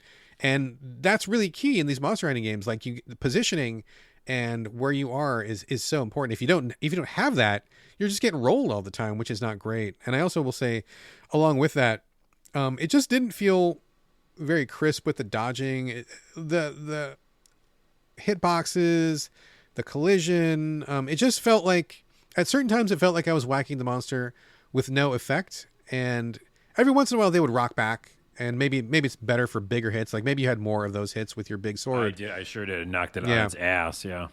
I mean, I had a couple of those, but like it felt like I was kind of just mashing a little bit, and it didn't feel very satisfying. A lot of running around. It didn't feel as tactical, and the weapons. I gotta say I didn't care for them that much. The sword is kind of cool, but again, you're kind of just doing dialogue combos, and I didn't feel like I was really. It didn't give me the same sense of satisfaction with the depth of the weapons that Monster Hunter does. And of course, to be fair to Wild Hearts, I played Monster Hunter for like I don't know, a decade or whatever, so I know that inside and out. Maybe there is an equal depth to Wild Hearts weapons, but I felt like I just was trying to I just kept trying to do the dialogue combos, right? I did the hammer for a while, where the hammer is like hammer, when you see the flash, trigger the button to get the combo, to get the next level of combo, do the next combo, wait for the flash, trigger the combo. I mean, I just was really focused on hitting the flash and trying to get this pre-dialed combo out rather than being tactical. But I mean, it's kind of bullshit too, because I know that Monster Hunter does the same thing, right? I'm not saying the Monster Hunter is perfect and Wild Hearts is not, but it just didn't have the same satisfaction, and I wasn't as engaged with the weapons. Something about the weapons just didn't click with me. Yeah, I'll agree with you on the camera, and I think that the style I'm playing, heavy tank kind of melee thing, I'm just like in there all the time. So I basically like lived inside the monster. Oh, geez. Okay. I mean, like that was almost all my matches. Like I didn't. Yeah, sometimes I did the run slide, which I like the slide, the run, and then into a slide. And then I would just get close up on him, and I basically always would be inside it, like seeing that silhouette of me and just kind of swinging wildly. So I don't think it's the same kind of combat. And I agree with you that it's too close, but I also was scoring hits because I just went in for it. Well, because you were inside of him. How could you miss? I couldn't miss. Well, actually, I still missed inside him sometimes because, like you said, those hitboxes, I'll say two things. One thing I loved and one thing I didn't love. Okay. One, I already mentioned Fortnite, but there's no sharpening. No sharpening. Love it to death. Love it. No stamina meter either. Oh, I guess not. Yeah, which is pretty cool. No, yes, yes, there is. Yes, there is. Yeah, there is. No, there's not. You can run forever in that game. No. You can run forever until you're next to a monster, and then you have a stamina meter. It's Dark Souls-y, right? Doesn't Dark Souls do that? They do, but I don't remember ever having a problem with stamina in that game. I 100% did. Because really? Okay, maybe just your weapon specific. Yeah, because I was, again, just like always attacking, always like turboing around and stuff. Mm-hmm. So my style was like I was running out of stamina. So, and then also, I don't know if Monster Hunter does this, but the monsters do these hits where it just stuns you. Yeah. I hate those. That's just such bullshit. Not fun. The other thing I didn't like, which is a Monster Hunter trope, is that the monsters run away. Fuck you. Yeah. Fuck you. Just take it out of the game. If you're going to redo the Monster Hunter, like you said, make it enough different, right? Okay, you had to build the building Fortnite thing. Cool, I don't like it. But just don't have them run away. Let's have a fucking fight monster. I hate that. Yeah, so, I agree. Especially since sometimes I would lose them. Like if the camera wasn't pointed the right way, or I wasn't like if I didn't follow them immediately out of the arena. There were a couple times when they ran away, and then I lost them, and I'm like, okay, wait, where are you? Okay, I got to build another fucking radar. Like, where is my monster? And like, it's kind of a drag. Like, and I think that Capcom has kind of figured some of that out lately, where they're like, okay, we're gonna get rid of some of the stuff. Again, not all, but we're gonna get rid of a lot of stuff that is just kind of a drag and doesn't really add anything but time and annoyance to the game. And I feel like Wild Hearts just missed that by half a step. They were just like the next person in the door, but somebody had already eaten their lunch, and they're like, "Oh shit, we're just a little bit too late with this." It would have been pretty cool before Rise, but now that Rise is here, I feel like they just keep raising the bar. And like Capcom invented the hunting genre, so it's like they're the biggest and they're the best, and they've done the most innovation to their own systems. And so if you're going to follow them that closely, you got to do them one better. And they did not do one better. So I think they would have been better to do their own thing, right? To do something more varied, something farther afield. Yeah, I was just going to say, not necessarily better, but just different enough. Yeah, and, yeah. Like, the sharpening, by the way, is different enough for me. It would, like, make me want to play it more because I don't have to worry about the, resource of that. Yeah. But the weapons weren't different enough. They were, like, Monster Hunter weapons. Yeah. And I was like, well, no, you can make anything you want, And then the combat did feel better to me because I felt like I could play it more like how I play fighting games or, melee games. Mm-hmm. But again, then they kind of failed with the camera. So it's like, plus one, one step forward, one step back. Yeah. So that's why I don't know if I'll go back to it. Yeah. I spent most of either yesterday or the day before playing this game. And especially because I knew there was a timed demo, like 10-hour limit. So I was like, oh, well, I want to get this in while I'm still able to. And at first I was kind of into it, but like the more I played, the more I just kind of fell off of it. I mean, I got to the main hub city. I was getting ready to go to the next area, and I'm like, I just kind of don't want to. Like I play a lot of Monster Hunter, and I played other games in this genre, and there's not very many that do it better than Capcom. I mean, my personal opinion, maybe other people disagree. But it just didn't feel like it did anything different enough. And if you're gonna bite on someone's C's, you better bring it. And I just feel like it's not enough different from Monster Hunter. And Monster Hunter does everything that this game does basically, but just kind of better. So I mean, I know that I need to play these. I know you probably disagree. On I things, agree and disagree. I think that should be different. I think Wild Hearts does, in my opinion, a couple things better because I like it better. But sure, that's just personal preference. So yeah, I agree. I don't know. Maybe check it out is what we'll say. Yeah, I think I'm trying to think of who this is for. Right. So if you want maybe something that is more straightforward and in some ways easier to approach, for sure. It's not as complicated as Monster Hunter. It's not even as complicated as Rise, and Rise is the simplest one. So this is definitely simpler. I think it's probably easier to approach, probably easier to play in general. Yeah. Although the weapons didn't feel that great to me, but if you bounce, but the problem though is that if you tried Monster Hunter and don't like it, I don't imagine that this one would do anything different enough to get you in, right? So it's either like you like these games already or you don't. And if you do like them, you probably already like Monster Hunter. And if you don't like Monster Hunter and you want something very different, this one isn't different enough. You know what I mean? Yeah, exactly. So, all right. Well, that's our thing. It's kind of cool, and it's also kind of the same. Yeah, Wild Hearts. Yeah, I think I'm out. What are you? You out? I think I'm out. I think I'm out. Okay. That was Wild Hearts, and that is going to do it for the show. A couple things before we go here. Carlos, you got anything before we go? I just got one thing. Nice and clean. All right. Check out the show Hello Tomorrow. What show is this? It's on Apple TV Plus. I never know how to say what the name of that is. Man, oh man, it's real good. And also fits our theme of our episode. It's relaxing. So let me look up the actual description for it. It's a alternate future set kind of in the 50s, like a 50s thing. But it's a future where there's robots, there's floating cars, which we still don't have, like cars that kind of float above the ground. Sure. And there is, and I don't want to spoil anything because I don't know the ending either, but there's supposedly like continual rocket missions to the moon. Okay. And that's just normal. Like it's like for pleasure. You like go there to go in a hotel or something. Sure. Now you still have to like be able to fund it and whatever. And so the whole show is this guy and a whole cast of characters, but he is a traveling salesman to get people in these towns to, pony up their money and change their life for the better and go to the moon. And so that's the kind of the spiel of it. And he has a group of people with him. Hank Azaria's in this, and I forget the two other actors' names. Well, there's 3 or 4 other actors. They're all incredible.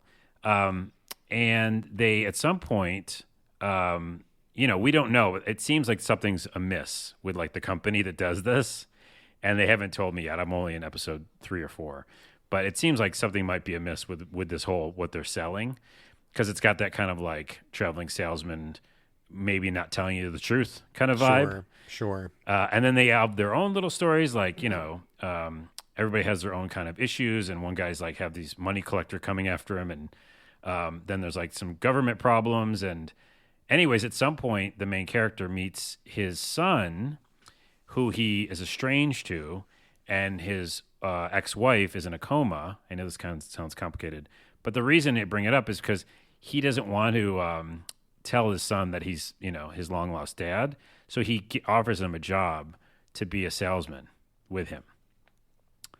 That's a long-winded explanation of what this is, but it's really an alternate history salesman show about being a traveling salesman. Another one of those, dude. I feel like I'm maxed out on those. Oh, we see so many of them. Yeah, but with like too many. really interesting little alternate like technology things. Like the oven is like this weird like bubble thing that you put a turkey in or whatever, and like flames come out of it still, but it's still automated somehow. And there's like television screens that are like phones, like smartphones, but they're holograms kind of. It's just really interesting. And every time I think, because we're so like conditioned to having like drama, right? And like death and turmoil, every time the end of the episode comes up, I think I'm going to get this big, huge reveal and like it's all fucked or whatever. And it doesn't happen. And I'm like, well, isn't that nice? Like, I think something's going to happen at some point, but all the little things that are going on, they're drama, they're issues, but nothing feels like, like going to smack me in the head and like, oh my goodness, Game of Thrones, huge, escapades or something. Right, so right. man, oh man, I think people need more of these kind of shows in their life. It's compelling, but it's not like controversy and problematic and difficult to deal with and keep you up at night. You know what I mean? It reminds me of Ted Lasso a little bit, not in terms of content, but in the fact of like, yeah, stuff happened and there was drama, but they don't leave you like on this like stressful cliffhanger at the end of every episode. It's just like, okay, and this day is over, and that's what happened today, kind of a thing. Yeah, and you're like, I'm rooting for this person, and no, that person, that there's a little bit of drama there, but let's figure out what's going to happen with it. I don't know. Right. It's awesome.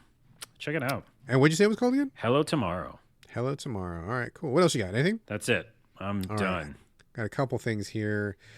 I'm going to jump all over the map here. First of all, have you heard about Roald Dahl and the controversy that's happening with his books? Have you seen that? No more controversy. I thought we left it. We did, but I feel like I just want to just touch on this briefly. So Roald Dahl, really famous children's author. He wrote stuff like Matilda and The Witches, and I mean like a million books, a million kids' books.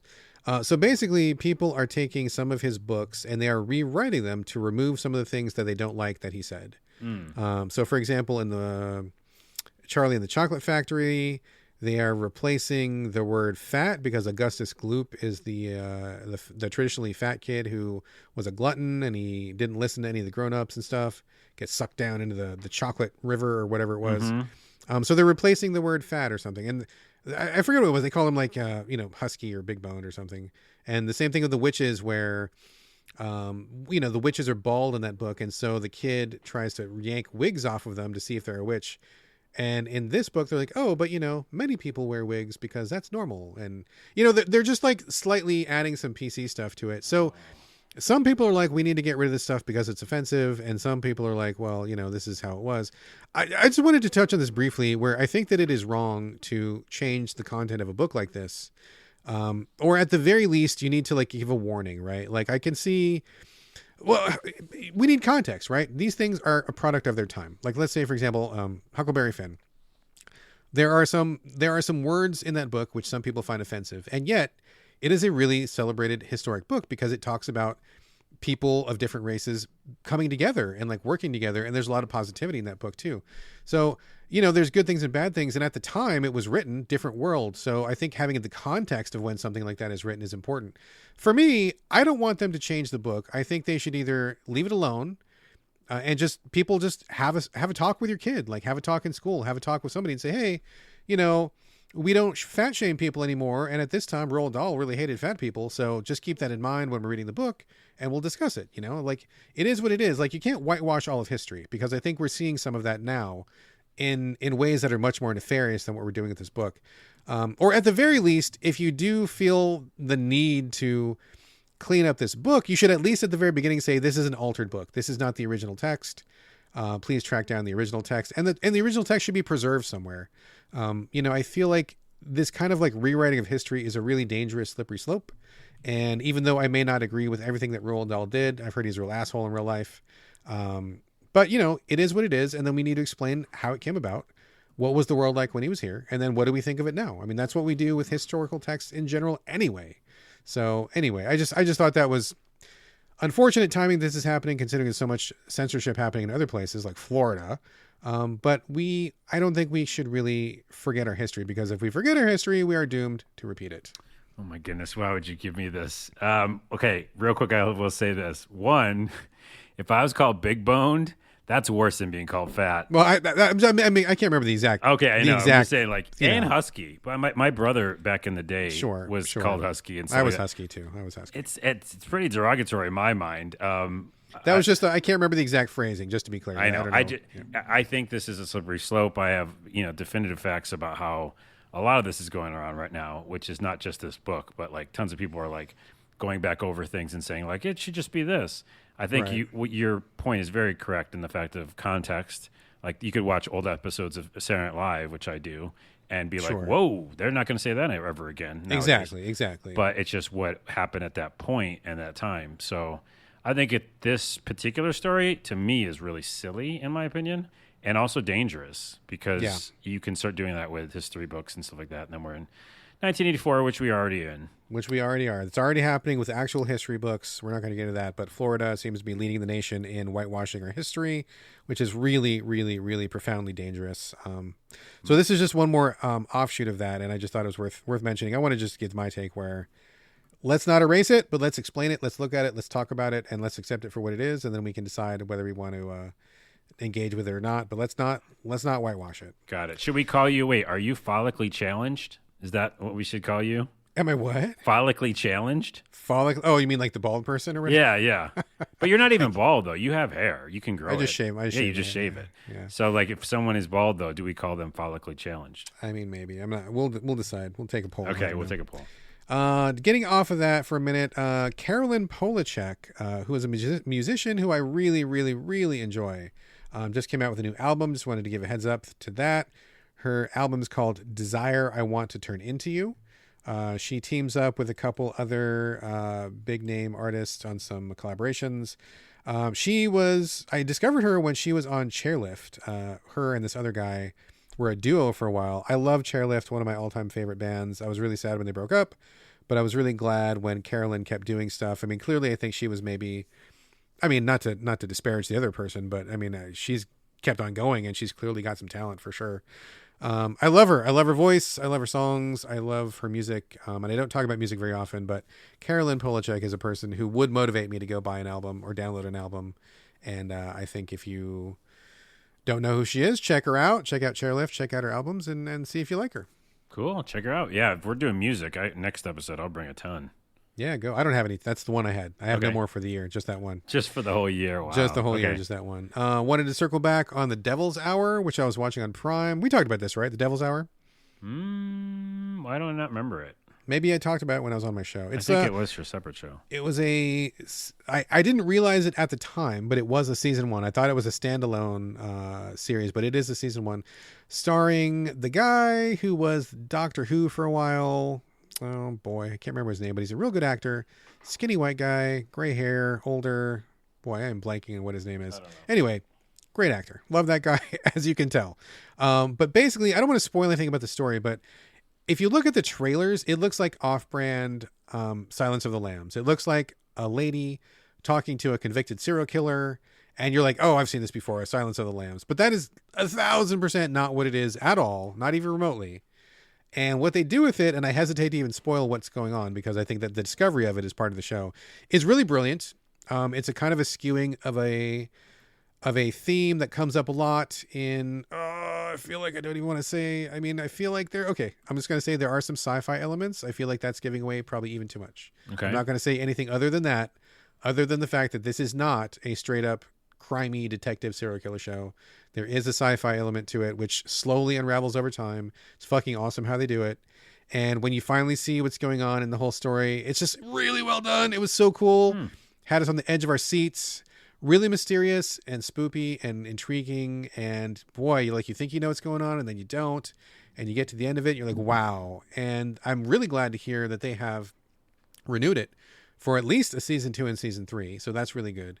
But boy, just check it out. Just check it out. I don't want to say anything more about it because I feel like even talking about it is just ruining the mystery of the show, which I think is just brilliant. And I will say also, I don't say this often, but the audio in this fucking show is off the hook bananas. Like, it's so perfect to like throw you off your comfort zone, to get you on the edge of your seat, to like whoever did the music for this and just the soundscapes for it is just amazing. It's really, really well done. So cool. Devil's Hour on Amazon is great. It is not Silence of the Lambs, even though it looks just like it. It is not that. Check it out. I'm gonna check it out. And just I wanted to pour one out for our homies over at People of Earth. We just finished People of Earth season 2. And I'm so sad. I'm so sad that they didn't get to finish that show. It was such a bummer, man. Wait, did we decide that they didn't get the renewed? We did. We decided I read up on it. There is no season 3 coming. They had been greenlit for a season 3, and then they changed their mind. So they wrote the entire script for all of season 3, which I'm going to try to track down online because I want to know what happened. But they canceled it. It's only season 2, and they left it in a place that was totally unfinished, which makes sense because they thought they were going to do season 3. So of course they wouldn't wrap it up because why would you? And there is nothing else. And I'm so sad because we love that show. It was so funny. That was a good recommendation, dude. Like, it was really funny, smart, humorous. The aliens were a hoot. I mean, everything about it was great. And now I'm just really sad that it ended. I mean, it was gone before its time. I can't think of it now, and I'll think of it and tell you later. But there's another show that's like that I like, and I think they're still going. I'll think of it and give it to you. If you know what it is, tell me. Yeah. Before we go, we have to wrap it up. I forgot this at the housekeeping. It is the 25th anniversary of Ultima Online, which actually has a player base still. It's one of my founding games. Obviously, Ultima in general, but also Ultima Online. Kind of like the beginning of MMOs, the beginning of randomness and weird like PvP stuff that can happen in games. World of Warcraft, was born out of it. Anyways, I just thought I'd read this one quick couple paragraphs. Yeah. There's an article on the MIT Technology Review, which I love that magazine, the actual physical magazine, but they also have a website. And they talked about this 25th anniversary. And then I learned that, yes, it's still a game and fucking 20, 30,000 people still play. Wow. But anyways, here's something that, there's these moments in time, just like in video games and also in MMO history, that just can't be done again. And when this Ultima game started, which basically is Ultima 2D graphics, again, that same style of like looking down on a bunch of little characters, this happened. Okay, I'm just going to read this. When the game went live in September 97, tidal waves of players roamed the Kingdom of Britannia, clicking on everything and using game mechanics in ways the Origin programmers had never anticipated. Soon, a group of murderous carpenters observed that wooden furniture could block the movement of other characters. So they barricaded the gates of a major city with hundreds of tables and armories and ambushed anyone trying to escape, basically trapping them in there. The victims appealed to Origin, but they pushed for a solution, to fix this. So what they did is they patched it to let players solve the problem themselves because axes could now chop up furniture. So they were able to basically get out of the place. Now here's where it gets even weirder. Other misbehavior targeted weaknesses in the game engine itself, which were much harder to fix. Cunning miscreants nested thousands of objects in one place to create black holes that crashed the game. And then another exploit was there was a lack of gravity. They didn't have gravity. So they used a stack of chairs to float into other people's houses and then steal things from there. Just like all the beautiful weirdness that happened because it's not like necessarily good, right? Like it was nefarious. Sure. But it was just like Miscreants, that's miscreants, yeah. But like all these different lags and bugs and stuff. Like famously, Lord British, Richard himself, got killed. I don't know if you know that story, but he's an unkillable character. He's the creator of the game and, whatever, the world. But he was in the game as Lord British, and he was AFK, and he was away from his computer, and all of a sudden, like, the flag that made him vulnerable turned off, or invulnerable. Mm-hmm. So someone walked up and shot a fire magic spell and killed him. And everyone was like, hooray, hooray, we killed the king. Hooray, he's dead. I just go back and read that article. It's so cool. It's on technologyreview.com. And I love Ultima. It's fun to hear those stories. Yeah, those stories are really cool. Like the unexpected twists or things that developers never thought of. There was a story, I forget what it was, but there was a story about a developer who had a space game. I think we might have even talked about it on the show, where something about their spaceships was causing it to spontaneously combust, or like they were exploding for no reason in the middle of space, and people were getting pissed off because they couldn't play the game, and the developer could not figure out what it was that was blowing up the ships. They're like, what's going on? This is not a thing. This is not a mechanic. And they found out that on the player's spacesuit or something, there was a wrench.